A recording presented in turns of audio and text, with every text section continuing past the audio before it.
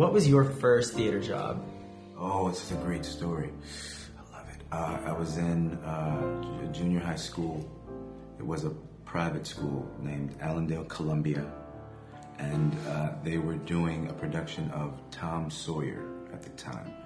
And I remember just wanting to be in it just because it was something that the other kids were doing. And my mom had, she had been doing community theater. And so I was exposed to theater in that vein.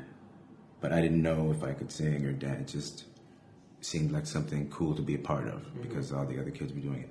And I remember the history teacher, Mr. Foster, was the director, and he pulled me aside, and he said, and this was before I had come into my own. I was very nerdy and slight and insecure, so he kept me after school, and I was very excited at the idea of, I thought I was going to get a certain part or get special treatment, get something.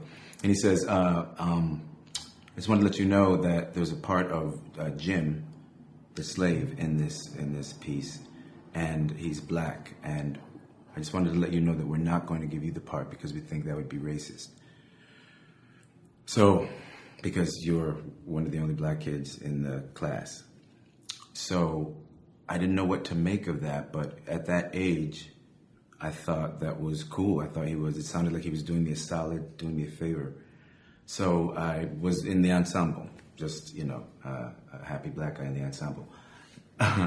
They ended up giving the role of Jim to a white, blonde-haired female with an afro wig and blackface. How about that? And there was, I didn't know what any of that meant. I just thought she looked silly and it didn't feel right. And my mother dragged my ass out of that school so fast. Yeah. Can you believe that? Yeah, that's crazy. Yeah. Well, I'm glad times have changed. Yeah, times have changed. Yes, exactly. So but I was in that show. I was in the ensemble, and that's when I really kind of caught the bug. Just the feeling of being backstage with a bunch of like-minded students, and I remember it vividly.